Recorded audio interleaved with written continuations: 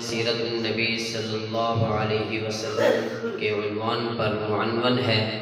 دعا کرے اللہ تعالی مجھے حق اور سچ کہنے کی توفیق عطا فرمائے۔ اگر دیکھا جائے تو ویسے تو نبی پاک صلی اللہ علیہ وسلم کی تمام زندگی سیرت ہے۔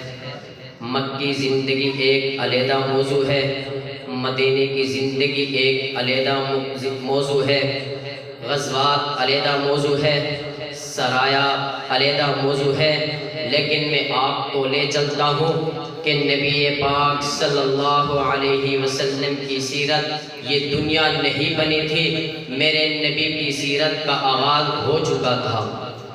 آسمان نہیں تھا، میرے نبی کی سیرت کا آغاز ہو چکا تھا۔ سورج نہیں تھا، میرے نبی کی سیرت کا آغاز ہو چکا تھا۔ ستارے نہیں تھے، میرے نبی کی سیرت کا آغاز ہو چکا تھا۔ زمین نہیں تھی، میرے نبی کی سیرت کا آغاز ہو چکا تھا۔ درخت نہیں تھے، میرے نبی کی سیرت کا آغاز ہو چکا تھا۔ دریا نہیں تھے، میرے نبی کی سیرت کا آغاز ہو چکا تھا۔ یہ نہریں نہیں تھے، میرے نبی کی سیرت کا آغاز ہو چکا تھا۔ سمندر نہیں تھے، میرے نبی کی سیرت کا آغاز ہو چکا تھا۔ جن پرند نہیں تھے، میرے نبی کی سیرت کا آغاز ہو چکا تھا۔ بیت المقدس نہیں تھا، میرے نبی کی سیرت کا آغاز ہو چکا تھا۔ بیت المعمور نہیں تھا، میرے نبی کی سیرت کا آغاز ہو چکا تھا۔ بیت اللہ نہیں تھا، میرے نبی کی سیرت کا آغاز ہو چکا تھا۔ حتیٰ کہ یہ کائنات نہیں تھی، میرے نبی کی سیرت کا آغاز ہو چکا تھا۔ اسی طرح حضرت عیسیٰ علیہ السلام کی تخلیق نہیں ہوئی تھی، میرے نبی کی سیرت شروع ہو چکی تھی۔ حضرت یوسف علیہ السلام کی تخلیق نہیں ہوئی تھی، میرے نبی کی سیرت شروع ہو چکی تھی۔ حضرت نوح علیہ السلام کی تخلیق نہیں ہوئی تھی، میرے نبی کی سیرت شروع ہو چکی تھی۔ حضرت لوط علیہ السلام کی تخلیق نہیں ہوئی تھی، میرے نبی کی سیرت شروع ہو چکی تھی۔ حضرت یونس علیہ السلام کی تخلیق نہیں ہوئی تھی، میرے نبی کی سیرت شروع ہو چکی تھی۔ حضرت اسماعیل علیہ السلام کی تخلیق نہیں ہوئی تھی، میرے نبی کی سیرت شروع ہو چکی تھی۔ حضرت ابراہیم علیہ السلام کی تخلیق نہیں ہوئی تھی، میرے نبی کی سیرت شروع ہو چکی تھی۔ حضرت آدم علیہ السلام کی تخلیق نہیں ہوئی تھی، میرے نبی کی سیرت شروع ہو چکی تھی۔ حتیٰ کہ 1,24,000 کم و بیش پیغمبر علیہ السلام اس دنیا میں تشریف لائے، ان کی تخلیق نہیں ہوئی تھی، میرے نبی کی سیرت کا آغاز ہو چکا تھا۔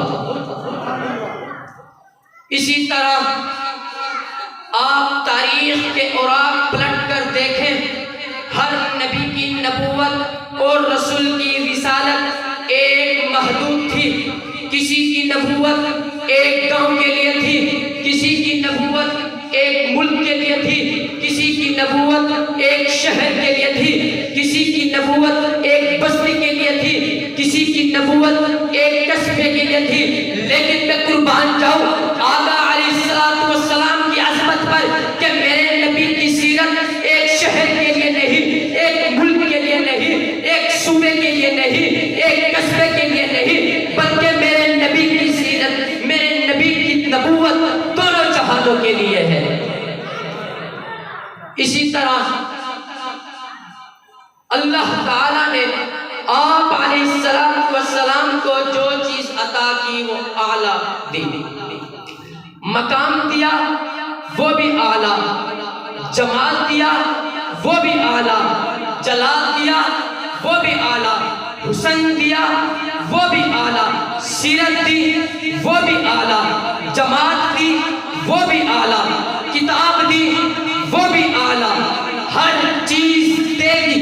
لیکن ایک شاعر اٹھتا ہے، ایک سائل سوال کرتا ہے کہ اللہ تعالیٰ نے نبوت تو ابراہیم کو بھی دی، نبوت تو یوسف کو بھی دی، نبوت تو نوح علیہ السلام کو بھی دی۔ میں نے کہا جی ہاں، نبوت ابراہیم کو بھی ملی، نبوت یوسف علیہ السلام کو بھی ملی، لیکن یہاں نبوت ہے، لیکن وہاں ختم نبوت ہے۔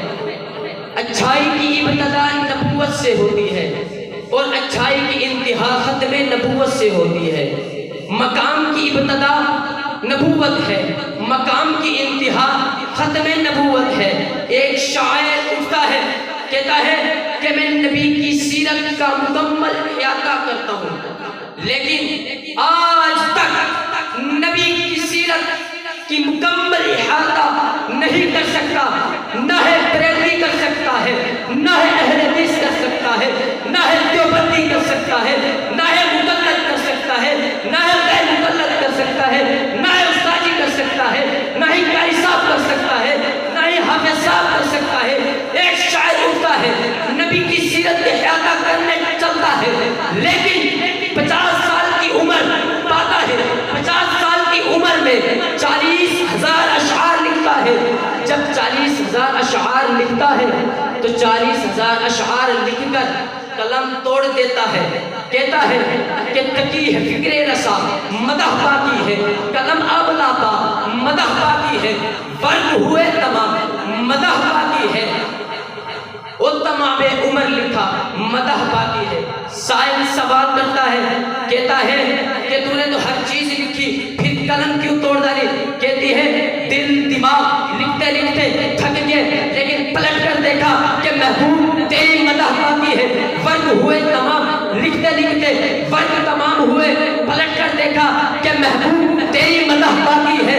قلم آبلا پا لکھتے لکھتے دنیا کی سیاہی ختم ہو گئی، لیکن پلٹ کر دیکھا کہ محبوب تیری مدح باقی ہے۔ وہ تمام عمر لکھا، پوری زندگی لکھتا رہا، لیکن محبوب تیری مدح باقی ہے۔